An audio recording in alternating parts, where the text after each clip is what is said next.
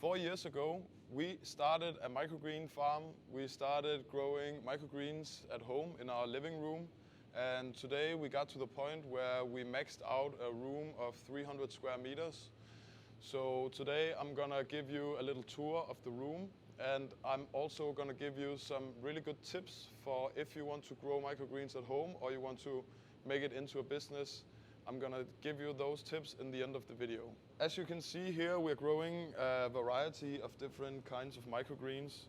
We basically turned this into a business where we are delivering microgreens like this in trays, still alive, for over 1,000 restaurant companies and catering, cafes, everything in Denmark. So we learned a lot on this journey about how to grow the product really nice, so it looks fresh and the shelf life is really high in this product. And basically we grew from growing in our living room to growing in a basement to growing in a 10 square meter little room to 100 square meters, and now today we are operating in our own building where we have 300 square meters. In the back we are growing mushrooms, as you saw in some of the other videos, and we really turned this into a way of living for us. We are employing around 30 people here in Denmark, with expanding into Czech Republic. Hopefully soon we're going to expand into other countries as well. So this is like a really fun business to operate because we are in the process of communicating a lot with chefs.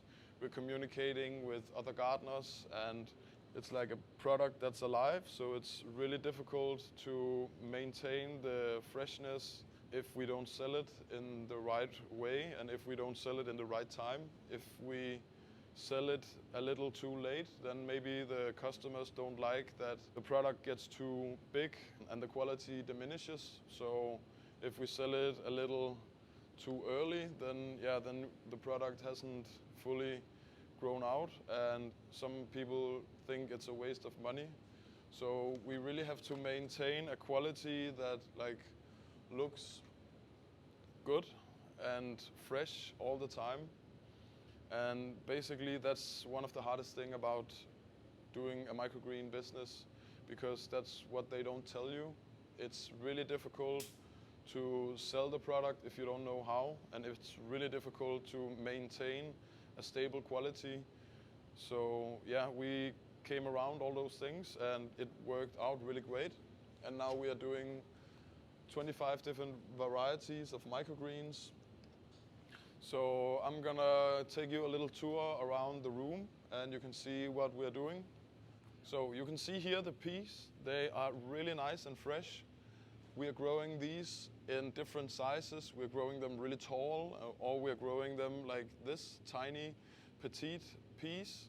They are really, really great. The smaller peas, they are much more fresh in flavor and texture, but the bigger peas, they just give a lot of spread on the plate. So the chefs who wants to use big peas, they want a lot of produce on the table. So yeah, some people like them tall, some people like them small. So this is, for example, our lentils.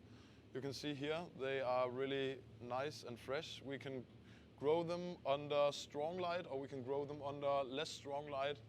We found that some species work really well under less strong light, and under strong light we need to grow other species. So the way that the light is that if you are using white light, for example, then the taste of the product is much more sweet. If you are using a violet light, it's a bit more sour. The violet light is more intense, it's more efficient in energy consumption. However, it's not so nice working under violet light. We have a lot of young people working here, and we don't want them to use like special LED glasses when they're working in here. We just want a really nice, clean work environment that doesn't give you a headache or gives you a bad sense of seeing, because you get all green in your eyes after working in a violet light for just 10 minutes. So it's really bad for your eyes because of the UV it's so intense in the violet. The white is a bit more easy to work in. You don't need goggles. You can see here we're using the white light with red spectrum, a little bit of yellow in it. And as you can see here, for example, we have some sunflower, nice sunflower growing here. Basically, almost all the shells are falling off by themselves. And we are in this room right now turning around, I think, with the mushrooms in the back and the aeroponic system over there that I'm going to show you in a minute. I think we're turning around $20,000 every week right now.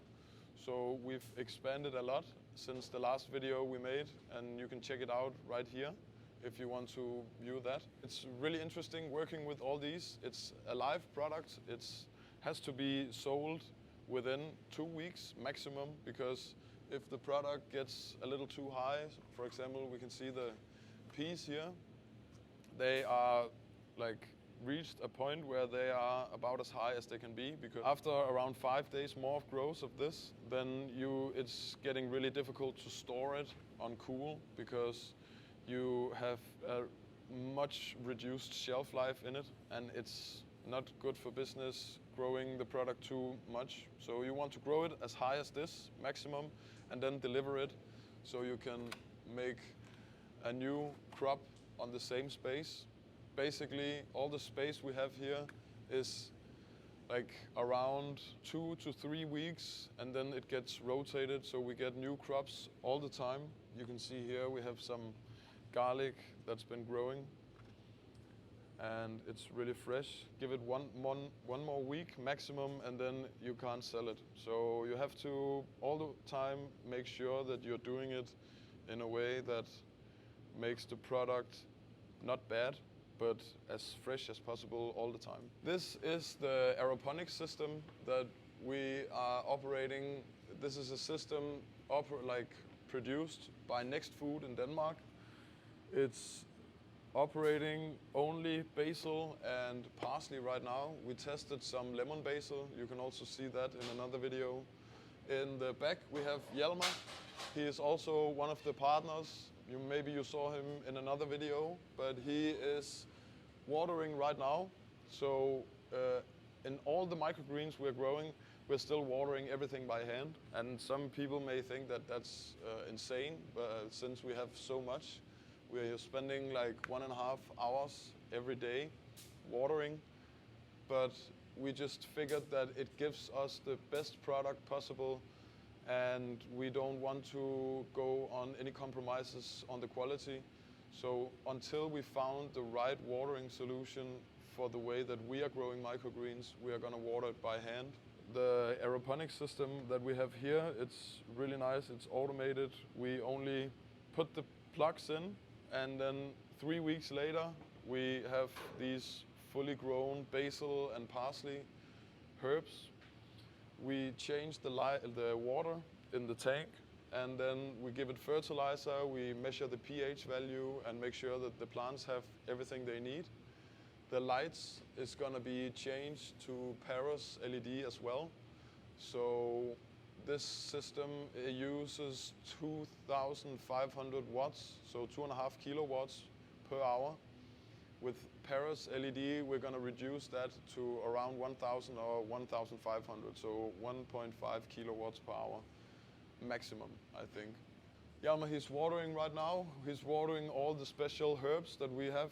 We are growing some shiso, some marigold, some basil, and yeah, basically some really different exotic herbs that you can get on your normal greenhouse. This is Tobias.